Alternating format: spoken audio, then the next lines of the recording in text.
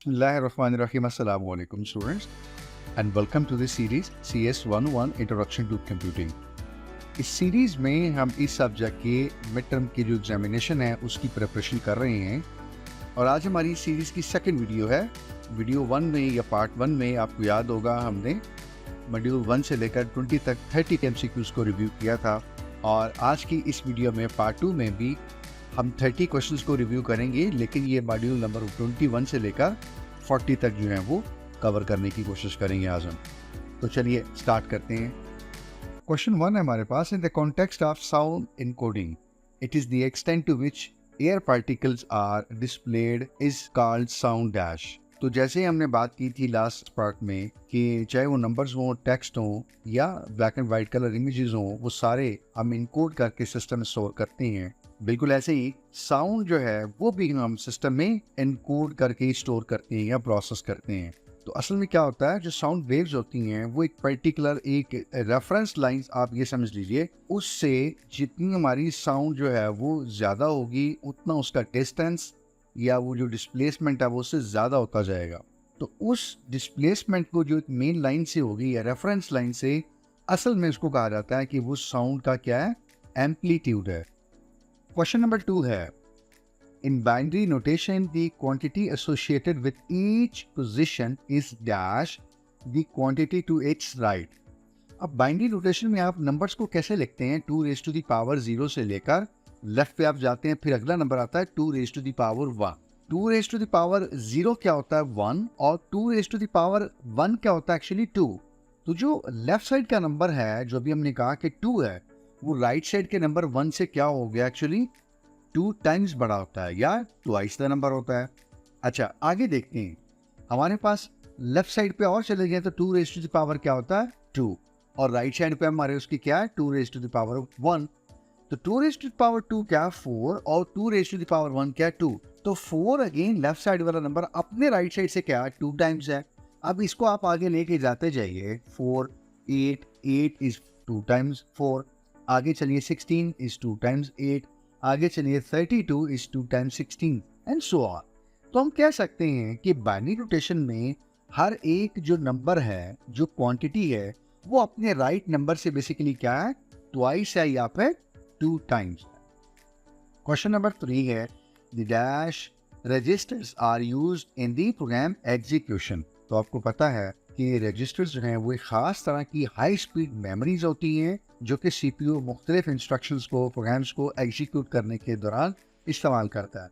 इसमें जो special registers होते हैं या स्पेशल पर्पस रजिस्टर्स भी उनको कहा जाता है, तो ये जो स्पेशल पर्पस रजिस्टर्स होती हैं ये असल में इस्तेमाल होते हैं, यूज़ किए जाते हैं। आपके जितने प्रोग्राम्स आप देते हैं CPU उनको एग्जीक्यूट करता है। क्वेश्चन नंबर 4 है, generally A dash is used to store data in a computer। हम जानते हैं कि आम तौर पर एक कंप्यूटर में एक खास डिवाइस होती है जहां मेरी आपकी फाइल्स या डेटा वगैरह स्टोर होता है। जी बिल्कुल, आप ठीक पहचान रहे हैं, हार्ड ड्राइव या हार्ड डिस्क। तो एक हार्ड डिस्क ऐसा डिवाइस है जहां पे यूजर का डेटा या यूजर की फाइल जो है वो स्टोर की जाती हैं। प्रोग्राम्स भी हो सकते हैं और होते हैं जो हम इंस्टॉल करते हैं, यानी application programs, even operating system. Question number 5 है, excess notation dash is used to represent 100 as 0। तो आपने कुछ एक्सेस नोटेशंस पढ़ी हुई हैं, उसमें आप क्या करते हैं कि एक फिक्स नंबर ऑफ बिट्स हैं वो यूज करते हैं नंबर्स को रिप्रेजेंट करने के लिए। तो यहाँ अगर हम देखें तो हमें कहा गया कि 100 को आपने 0 रिप्रेजेंट करना है, अगर कौन सी एक्सेस नोटेशन यूज करेंगे, आप 100 में देख सकते हैं 3 डिजिट इस्तेमाल हुए हैं, 1, 0 एंड 0। इन 3 डिजिट्स को अगर हम बाइनरी में लेके जाइए तो 2 raise to the power 0, 2 raise to the power 1 and 2 raise to the power 2। तो 0, 0 और 1 को हम 3 डिजिट्स में बाइनरी में ऐसे लिख सकेंगे। और अगर हम देखें तो आपका 1 आ रहा है थर्ड डिजिट पे, और थर्ड डिजिट यहाँ 2 रेज़ टू द पावर 2। इसको अगर हम सॉल्व करें तो क्या बनता है, ये डेसिमल में 4। इसका मतलब ये है कि एक्सेस नोटेशन 4 जो है वो हमें यूज करनी पड़ेगी 100 को 0 रिप्रेजेंट करने के लिए या रिप्रेजेंट करने के लिए। क्वेश्चन नंबर 6 है, unlike the storage of integers The storage of a value with the fractional part requires that we store not only the patterns of zeros and ones representing its binary representation but also the position of dash. थोड़ी सी लंबी statement है, मैं इसको थोड़ा simplify करता हूँ। ये कहा जा रहा है कि आम तौर पे आप इंटीजर स्टोर करते हैं सिस्टम में, 4, 5, 10 ये इंटीजर है, आपने स्टोर कर दिया तो इंटीजर या होल नंबर तो ऐसे स्टोर हो जाएगा, लेकिन कोई ऐसा नंबर जो फ्रैक्शन में हो, रियल नंबर हो, जैसे आपके पास पाई की वैल्यू होती है 3.14, तो इस 3.14 को जब आप स्टोर करेंगे तो आपने 3 को भी स्टोर करना है, एक आपने स्टोर करना है 14 है उस पार्ट को भी, और एक आपने जो पॉइंट है वो भी स्टोर करना है। तो जो पॉइंट है एक्चुअली यहाँ पे, जिसको आप डेसिमल पॉइंट कहते हैं, असल तो वो इम्पोर्टेंट है कि उसने कहाँ पे आना है। 314 में 3 के बाद 0.14 यानी 14 से पहले आना है, या जो डेसिमल पॉइंट है उसने इसमें कहाँ आना है, उसको एज इट इज स्टोर किया जाए और एज इट इज ही वापस रिट्रीव किया जाए। 31.4 ना खुदा न खास्ता आ जाए, ये 0.314 ना आ जाए, या 314.0 ऐसा ना लिखा हुआ आ जाए जब हम दोबारा उसको रिट्रीव करें। तो इट्स वेरी इंपॉर्टेंट कि हम जहाँ पे वो 3.14 है उस पॉइंट को वहीं पर रखें, या दूसरे लफ्ज़ों में जो पोजीशन है उस रेडिकल पॉइंट की, रेडिक्स पॉइंट की, उसको भी हमें स्टोर करने की ज़रूरत पड़ती है। तो यहाँ पे जो राइट ऑप्शन है आपकी क्या है, वो रेडिकल पॉइंट या रेडिक्स पॉइंट। कि इन स्टोरिंग या while storing a fractional part और a real number, whole number भी उसका या होल पार्ट भी स्टोर किया और फ्रैक्शनल पार्ट भी स्टोर किया, और रेडिक्स पॉइंट कहाँ पे है उसको भी स्टोर करना पड़ता है। Question number 7, using dash form eliminates the possibility of multiple representation from the same value। तो आपने पढ़ा होगा जो नॉर्मलाइज्ड फॉर्म होती है वो बेसिकली एलिमिनेट करती है कि आपके पास सेम वैल्यू की मल्टीपल रिप्रेजेंटेशन है, आप यानी उसको एलिमिनेट कर सकते हैं, रिडंडेंसी को एलिमिनेट कर सकते हैं using the normalized form। Question number 8 है, after fetching the instructions it will be decoded and आपने ये मशीन साइकिल पढ़ा होगा, उसमें आप मशीन क्या करती है अपनी साइकिल में, सबसे पहले जिस इंस्ट्रक्शन में एग्जीक्यूट होना होता है उसको फेच किया जाता है, यानी मेमोरी में वो कहाँ पे इंस्ट्रक्शन पड़ी हुई है सीपीयू उसको वहां से उठा के लेके आता है, इस प्रोसेस को कहते हैं फेच। उसके बाद उसको डीकोड किया जाता है, वो देखा जाता है उसको मशीन लैंग्वेज में कन्वर्ट करके कि इसमें क्या प्रोसेस फॉर्म करना है, और जब ये दोनों काम हो जाते हैं उसके बाद फिर अगला मरला क्या होता है, उसको हम चला देते हैं, एग्जीक्यूट कर देते हैं, रन कर देते हैं, उसको सीपीयू परफॉर्म कर देता है। So the third stage is executed. 9 है, ए और an dash is a set of steps to perform a certain task. तो कोई ऐसी चीज है, कोई ऐसा फिनोमेना है जिसमें हम क्या करते हैं, एक तो सेट ऑफ स्टेप्स होते हैं पर्टिकुलर, और वो सेट ऑफ स्टेप्स हम क्यों करते हैं, परफॉर्म करते हैं कि हमने कोई खास काम करना होता है। आपने देखा है मैंने कुछ वर्ड्स हाईलाइट किए हैं जस्ट कि आप उनको फोकस कर सकें। तो सर्टेन टास्क करने के लिए जो सेट ऑफ स्टेप्स हम परफॉर्म करते हैं उनको हम क्या कहते हैं, फार्मूला, मेथड और algorithm, right. So N algorithm is set of steps to perform a specific task, to perform a certain task। इसको हम क्या कहेंगे, एल्गोरिदम। और आसान लफ्जों में हम एक एल्गोरिदम को एक फार्मूला या एक प्रोसेस, प्रोसीजर या मेथड भी कह सकते हैं समझने की। क्वेश्चन नंबर 10 है, while dealing with 2 bits, जब हम उनको ऐड कर रहे होते हैं तो कितनी पॉसिबिलिटीज हो सकती हैं, तो 4 पॉसिबिलिटीज हो सकती हैं।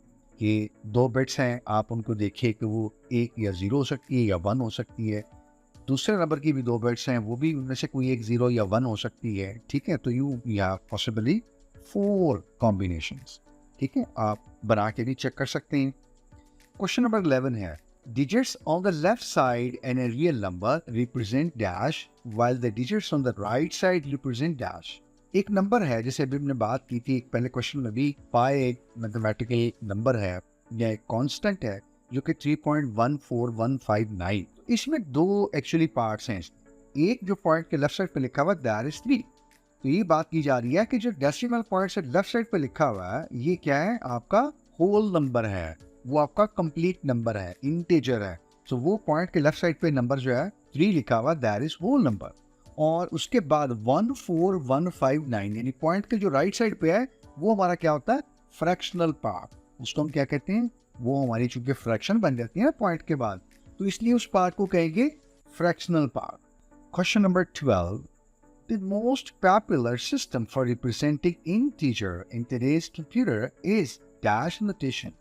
So probably have studied कि आजकल जो मॉडर्न कंप्यूटर्स हैं उनमें जो सबसे ज्यादा एक नंबर सिस्टम्स है रिप्रेजेंट करने का, वो क्या है, दैट इज टूज कॉम्प्लीमेंट्स। कि इंटीजर्स को रिप्रेजेंट किया जाता है जितने भी हमारे पास मॉडर्न कंप्यूटर्स हैं in the form of two's complements. Question number 13. In the integer representation of 2's complement, normally dash bits are used. आपने पढ़ा होगा कि 2's complements में जब हम इंटीजर्स को रिप्रेजेंट करते हैं तो आमतौर पे हम 32 बिट्स यूज करते हैं, या ये स्टैंडर्ड 32 बिट्स को यूज करता है इंटीजर्स को रिप्रेजेंट करने के। क्वेश्चन नंबर 14 बेसिक कॉन्सेप्ट से एसोसिएटेड है in the integer representations in the 2's complement। The leftmost bit is equal to कह लीजिए या is वर्ड आप लिख लीजिए कि अगर हम इंटीजर्स को टूज कॉम्प्लीमेंट में रिप्रेजेंट करते हैं तो लेफ्ट मोस्ट जो बिट होती है वो हमारी कौन सी होती है, दैट इज साइन बिट। वो हमारी क्या होती है, एक्चुअली साइन बिट होती है। ये स्टैंडर्ड है टूज कॉम्प्लीमेंट का। क्वेश्चन नंबर 15 है, during conversion from positive to negative numbers starting from right most bit after the first one is found. आप क्या करते हैं, आपने अगर एक 5 पॉजिटिव का है उसको -5 में जब आप कन्वर्ट करते हैं तो आप क्या करते हैं, आप 5 को लिख लेते हैं बाइनरी के अंदर एंड देन फिर आप राइट से स्टार्ट करते हैं और देखते जाते हैं कि जहां पे पहला डिजिट 1 आपको मिलता है बाइनरी का, उसके बाद आप क्या करते हैं, जितनी बिट्स आगे आ रही हैं उनको आप इन्वर्ट कर देते हैं, उनको आप रिवर्स कर देते हैं, उनका आप कॉम्प्लीमेंट ले लेते हैं। अगर वो 1 है तो 0 करते जाएंगे और 0 है तो 1 करते जाएंगे। ये क्या हो जाता है, आपका नंबर कन्वर्ट हो जाता है। So the right option is complement और invert all numbers, invert all bits और कॉम्प्लीमेंट ऑल बिट्स, जो कि पहले 1 के बाद आएंगी। Question number 16. Today's computers have longer bit patterns, normally dash. आजकल के जो जदीद कंप्यूटर्स हैं, हमने ऊपर भी बात की है, बिल्कुल सिमिलर कुछ क्वेश्चंस है, वर्डिंग डिफरेंट है। उन कंप्यूटर्स में हमारे पास जो बिट पैटर्न्स होता है वो कितना होता है, 32 बिट्स का। ठीक है, अर्ली जो कंप्यूटर्स थे उनमें इससे कम बिट पैटर्न होता था। अब मॉडल जो हैं वो ज़्यादातर कंप्यूटर्स में वो 32 बिट पैटर्न्स पे काम करते हैं और कुछ इससे भी हाई बिट पैटर्न पे काम कर सकते हैं। Question number 17. In integer representation using access notation, dash bits are used to represent each value. Access notation एक ऐसी notation है कि जिसमें हम integers को represent करते हैं specific, fixed या constant number of bits के साथ। यानी ये एक ऐसी notation है जिसमें हम same number of bits use कर लेते हैं। So the answer is fixed number of bits. Question number 18 है, excess notation dash to represent 1 0 0 0 0 as 0, यानी 1 4 टाइम जीरोस। अब हमारे पास 5 डिजिट हैं, हम अपनी 5 डिजिट्स को इस तरह से रिप्रेजेंट कर लेते हैं, यानी एक 1 है और 4 जीरोस हैं, तो हमारे पास 5 बिट्स आ गई। और पहली बिट अगर राइट साइड से हम देखें तो दैट इज 2 पावर 0, और फिर लेफ्ट पे जैसे हम जाते जाएंगे 2 power 1 2 power 2 2 power 3 and 2 power 4। तो हमारे पास 2 पावर 4 जो है वहाँ पे हमारे पास 1 है, तो ये 2 पावर 4 एक्चुअली क्या होता है, 16। तो दैट मीन्स कि 1 4 जीरोस जो हैं इनको अगर हम एक्सेस नोटेशन में एज ए 0 रिप्रेजेंट करना चाहेंगे तो हम क्या यूज़ करेंगे, एक्सेस नोटेशन 16। यूँ हम कैलकुलेट कर सकते हैं, बट उसके लिए ज़रूरी है कि आप इस तरह का टेबल क्रिएट कर लीजिए और फिर देख लीजिए जहां आपका 1 आ रहा है वो उसके रिस्पेक्टिव जो आपकी 2 to the power number of bits उसकी जो वैल्यू डेसिमल में बनती है, इन दिस केस 16, वो हम बता देंगे कि ये वाली एक्सेस नोटेशन है जो यूज की जा सकती है गिवन नंबर को रिप्रेजेंट करने की।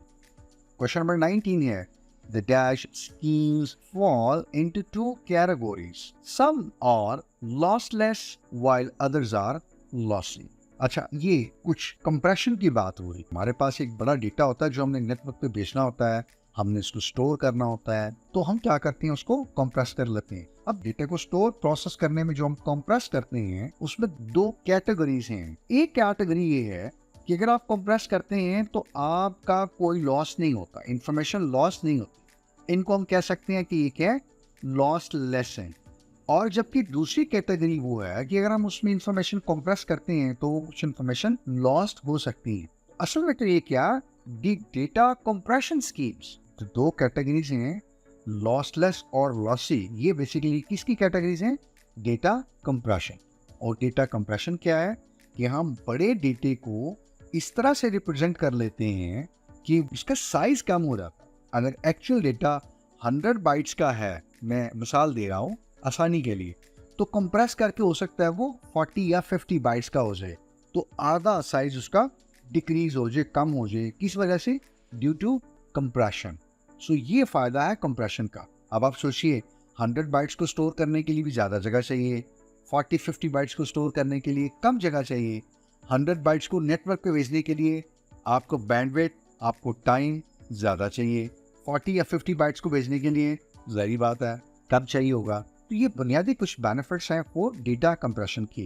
एंड आई बिलीव कि आप में से ज़रूर पढ़ा होगा आप लोगों ने, बल्कि आपने यूज़ भी किया होगा, करते होंगे WinZip, WinRAR और इस तरह के और कुछ डेटा कंप्रेशन के एप्लीकेशन सॉफ्टवेयर आपने ज़रूर यूज़ किए हों। क्वेश्चन नंबर 20 है, ये भी उसी कॉन्सेप्ट से रिलेटेड है। Most frequency dependent codes in use in today's world are. आपने जरूर पढ़ा होगा कि जो फ्रीक्वेंसी डिपेंडेंट कोड्स हैं, यानी आपने कोई मैसेज भेजना है, उसमें ए कितनी बार आया हुआ है, बी कितनी बार आया हुआ है, सी कितनी बार आया हुआ है, उनकी क्या फ्रीक्वेंसी है, कितनी बार वो रिपीट हुए हैं। तो इस तरह करके जो आप कोड्स बनाते हैं वो आपने पढ़ा होगा क्या है, वो हफमैन कोड्स हैं। ये जो पूरा प्रोसेस है कि आपने जो मैसेज भेजना है उसमें कौन सा अल्फाबेट कितनी बार आया हुआ है, आप उनके कोड्स की फ्रीक्वेंसी एक टेबल बना लेते हैं, फिर उसको ट्री में ले जाते हैं और उसके बाद फिर उसको रिप्रेजेंट करते हैं और उनके नए कोड्स बनाते हैं जो कि लेस स्पेस लेते हैं। ये सारा प्रोसेस कहलाता है हफमैन एनकोडिंग। और उसके लिए जो कुछ कोड्स हम यूज करते हैं वो मोस्ट प्रोबेबली, हफमैन की बात करूं मैं तो वो कौन से होते हैं, frequency dependent. Question number 21. Gas can be used by word processors to compress text documents. ठीक है, again the word compress here क्या है, ये compression से रिलेटेड कुछ बात कर रहे हैं। आपने कुछ टेक्निक्स पढ़ी होंगी इसके अंदर, ठीक है, डेटा कंप्रेशन में। तो उसमें जो आपकी डिक्शनरी इनकोडिंग है वो क्या करती है, वो वर्ड प्रोसेसर्स जैसे कि माइक्रोसॉफ्ट वर्ड है, ठीक है, ओपन ऑफिस में भी आपने पढ़ा होगा एक वर्ड होता है। तो इस तरह जितने भी वर्ड प्रोसेसर्स हैं वो क्या यूज करते हैं, मोस्ट प्रोबेबली डिक्शनरी की इनकोडिंग यूज करते हैं या डिक्शनरी इनकोडिंग का प्रोसेस यूज करते हैं। दैट प्रोसेस अलाउज कि वो टेक्स्ट डॉक्यूमेंट्स को कंप्रेस कर सकते हैं। सो द राइट ऑप्शन और the answer is dictionary encoding, जो कि वर्ड प्रोसेसर में यूज की जाती है। Question number 22 dash is a lossy compression system when applied to an arbitrary image. अभी हमने बात की कि डेटा कंप्रेशन दो तरह की है, लॉसलेस है और एक लॉसी है। लॉसी कंप्रेशन मींस कि अगर हमने किसी एक डेटा के ऊपर ये कंप्रेशन अप्लाई किया है तो इसका मतलब है कि देयर इज अ प्रोबेबिलिटी कि थोड़ा सा कोई डेटा लॉस होगा। So there is a probability कि आप अगर ये वाली कंप्रेशन यूज करते हैं या करेंगे ये स्कीम, तो शायद कुछ डेटा लॉस हो जाए, हो सकता है। अच्छा, अब ये लॉसी कंप्रेशन आप कहाँ यूज कर रहे हैं, अगर आप देखें तो लास्ट में क्या लिखा हुआ है, आर्बिट्रेरी इमेजेस। इसका मतलब ये है कि आप कोई इमेजेस डेटा है, कोई इमेजेस फाइल है, उनके ऊपर ये अप्लाई कर रहे हैं। तो आपने शायद पढ़ा होगा GIF, जिफ इमेजेस, जिनको आप आमतौर पे बोल लेते हैं, यानी ग्राफिक इंटरचेंज फॉर्मेट। तो अगर हम इमेजेस को GIF यानी जिफ में स्टोर करने की कोशिश करें तो जिफ कौन सा यूज करता है कंप्रेशन अप्रोच, लॉसी कंप्रेशन। यानी आप ये समझ लीजिए कि अगर आपका एक हाई क्वालिटी इमेज है और आप उसको जिफ में स्टोर करने जा रहे हैं तो जरा ज़हन में रखिएगा कि शायद उस इमेज की क्वालिटी थोड़ी सफर कर दी जाएगी, क्योंकि जिफ जो है वो लॉसी कंप्रेशन है। क्वेश्चन नंबर 23 है, the most digital cameras use dash as their default compression technique. ये जितने भी आपके पास डिजिटल कैमरास यूज होते हैं उनमें जो डिफॉल्ट कंप्रेशन है वो कौन सी होती है, JPEG, जिसको आप JPEG भी बोलते हैं, यानी जॉइंट फोटोग्राफ एक्सपर्ट्स ग्रुप। ये बेसिकली एक ग्रुप था, एक कंपनी थी, उन्होंने इसको इंट्रोड्यूस किया था, तो वो JPEG यानी उसी के नाम से अब भी चलता है। तो डिजिटल कैमरास में जो डिफॉल्ट कंप्रेशन है वो टेक्निक कौन सी है? JPEG है। यानी आप डिजिटल कैमरा से जब भी तस्वीर बनाएंगे किस फॉर्मेट में या किस फाइल एक्सटेंशन में सेव होगी? JPEG। 24 है the best known system for compressing audios. क्या आपने ऑडियो फाइल्स हैं उनको कंप्रेस करना, तो वो आपकी क्या है? आमतौर पर जी मेरे ख्याल में आप सबको पता, आप सब जानते हैं वो क्या है? MP3 है। सो MP3 stands for MPEG audio layer 3। आपने देखा होगा शायद आपके मोबाइल पे भी और कुछ आपकी जो कंप्यूटर पे डिवाइसेस पे जो ऑडियो फाइल्स होती हैं ज़्यादातर वो बहुत शॉर्ट स्पेस लेती हैं, बहुत थोड़ी स्पेस लेती हैं। उसकी वजह ये होती है कि वो आमतौर पे MP3 फाइल्स होती हैं। जो कम वो साइज लिया स्पेस ले रही हैं उसकी वजह क्या है? ये ऑडियो फाइल्स जो है वो कंप्रेस होती हैं। क्वेश्चन नंबर 25 है अ CPU कंसिस्ट ऑफ 3 पार्ट्स। ये मेरे ख्याल में आप सबको पता है, बुनियादी चीज़ है, बहुत बेसिक लेवल की है कि 3 जो चीज़ें CPU में होती हैं उसमें एक आपका क्या होता है? Arithmetic logic unit. ये वो यूनिट है जो अरिथमेटिक कंपटीशन करता है, आपके नंबर्स को ऐड, सब्ट्रैक्ट, डिवाइड, मल्टीप्लाई करता है।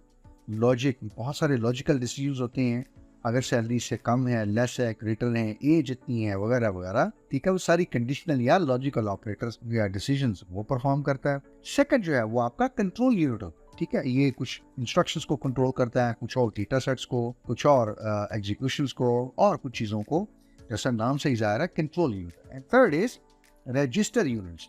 और रजिस्टर्स अभी हमने बात की पहले कि these are very specialized high speed memory inside the CPU। तो ये 3 चीजें होती हैं एक CPU के अंदर।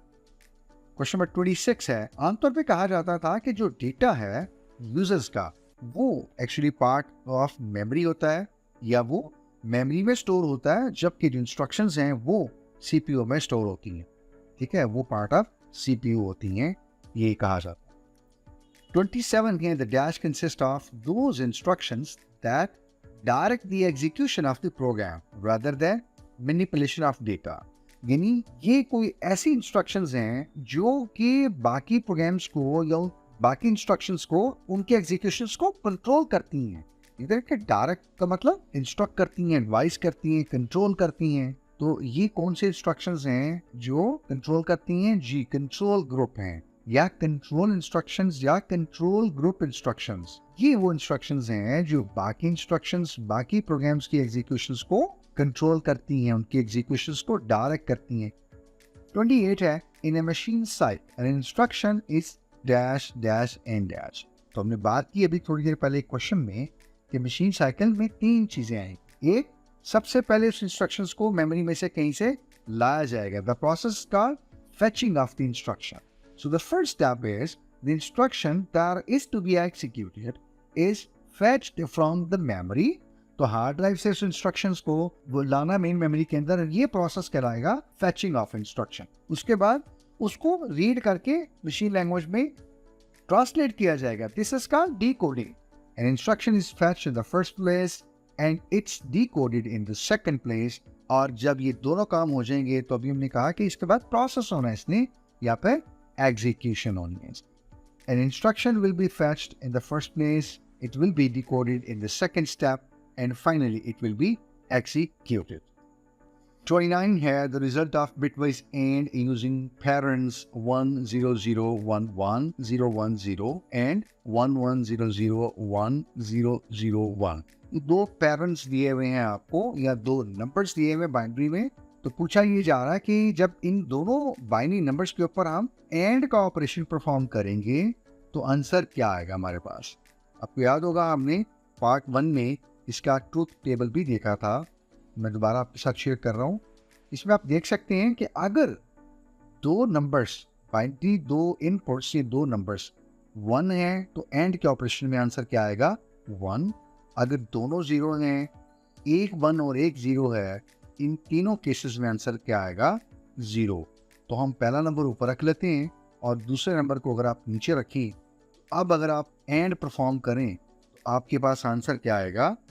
10001000। यानी उन तमाम एंड ऑपरेशंस में जिसमें दोनों इनपुट्स 1 है, वहां पे आंसर 1 आ रहा है, और जहाँ पे एक 1 और एक 0 है या दोनों 0 हैं वहाँ पे आंसर क्या आ रहा है? 0। आप चाहें तो प्रैक्टिस के लिए कोई और नंबर्स बनाइए और उनको परफॉर्म करके ज़रूर देखिए। हमारा लास्ट क्वेश्चन है 30th। The dash operation can be used to invert all the bits of an RGB bitmap image resulting in a inverted color image। तो यहाँ पे थोड़ा सा जो कंफ्यूज किया गया, ये स्टेटमेंट को थोड़ा एक्सटेंड किया गया है। वो इन the context of RGB image है, यानी RGB stands for red, green and blue. तो एक इमेज के केस में ये पूछा गया है कि वो कौन सा ऑपरेशन है जिसमें आप बिट्स को इन्वर्ट कर लेते हैं। तो आपको पता है वो कौन सा ऑपरेशन होता है? आपका एक्सक्लूसिव ऑर। एक्सक्लूसिव ऑर एक ऐसा ऑपरेशन है जो आप यूज कर सकती हैं, ये यूज किया जाता है RGB बिटमैप इमेजेस में कि जो बिट्स हैं उनको इन्वर्ट किया जा सकता है, ठीक है। और बिट की अगेन कोडिंग आपको पता है सिस्टम्स में क्या होगी, जीरोस और वंस में होगी। तो इसका इन्वर्ट करने का मतलब जीरोस 1 में और वंस 0। तो यूँ हमारे 30 क्वेश्चन यहाँ तक कंप्लीट हो जाते हैं। तो हमारा आज की इस वीडियो में यहाँ तक मॉड्यूल 40 तक, इन 2 वीडियोज में हमने मॉड्यूल 40 तक अपने MCQs कवर कर लिए हैं और इनमें जितने इंपॉर्टेंट कॉन्सेप्ट्स हैं हमने कोशिश की है उनको रिव्यू भी किया जाए और आपके साथ एक आध लाइन की एक्सप्लेनेशन भी शेयर की जाए ताकि कुछ थोड़ी सी चीज़ों को आपको समझने में आसानी हो। और लास्टली मॉड्यूल 21 से लेकर मॉड्यूल 40 तक जितनी भी एब्रीविएशंस हैं वो हमने एक पेज पे इकट्ठी कर दी हैं आपकी आसानी के लिए। आप चाहें तो इनका स्नैपशॉट ले लीजिए और एक दफ़ा इनको ज़रूर रिव्यू कीजिए before appearing in your final exam. Video देखने का बहुत शुक्रिया। हमने कोशिश की कि लास्ट मिनट पे एक समराइज किस्म की मॉड्यूल बेस्ड आपके लिए तैयारी या एक प्रिपरेशन की प्रैक्टिस शेयर की जाए ताकि उन लोगों के लिए खासकर जो किसी वजह से भी तैयारी नहीं कर पाए तो एटलीस्ट लास्ट मोमेंट पे उनको एक रिफ्रेशर दे दें। और अगर वो मॉड्यूल वाइज तैयारी करना चाहते हैं तो उनके लिए और भी आसानी हो, वो 2020 मॉड्यूल्स में से अपनी प्रिपरेशंस को इंश्योर कर सकें और अपने पेपर को भी एक अच्छे तरीके से अटेम्प्ट कर सकें और पास भी कर सकें। कोशिश कीजिएगा कि चैनल के साथ कनेक्टेड रहिएगा। आने वाले दिनों में इंशाल्लाह कोशिश करेंगे अगली वीडियो में खासकर कि हम मॉड्यूल नंबर 41 से लेकर 60 तक जो हमारा थर्ड पार्ट होगा इस सीरीज़ का, उसमें हम अगेन 30 क्वेश्चंस को टच करें और इंपॉर्टेंट क्वेश्चंस को, इंपॉर्टेंट कॉन्सेप्ट्स को आपके साथ शेयर करें और आपके साथ यहाँ बैठ के सॉल्व भी करें और कुछ एक्सप्लेन भी करें। तो यूँ इंशाल्लाह उसके बाद फिर एक और वीडियो होगी पार्ट 4 जो कि आपका 80 या 82 या 83 जो भी आपका सिलेबस होगा मिड टर्म का, तो उसमें कोशिश करेंगे कि 4 पार्ट्स में आपका पूरा मिड टर्म जो है वो हम कवर कर सकें इंशाल्लाह। ठीक है, बहुत शुक्रिया आपके वक्त का। चैनल को अगर आपने सब्सक्राइब नहीं किया हुआ तो काइंडली सब्सक्राइब कर लीजिएगा और अगर आपको वीडियो कंटेंट अच्छा लगे तो काइंडली ज़रूर कमेंट कीजिएगा। कोई चीज़ इंप्रूव की जा सकती है तो ज़रूर हमें सजेस्ट कीजिएगा और कोशिश कीजिए कि बाकी फ्रेंड्स के साथ इस कंटेंट को ज़रूर शेयर कीजिएगा। मिलते हैं अगली वीडियो में इंशाल्लाह मॉड्यूल नंबर 41 से लेकर 60 में। तब तक अपना ख्याल रखिएगा, दुआ में याद रखिएगा। टेक केयर, अल्लाह हाफिज़, अस्सलाम वालेकुम।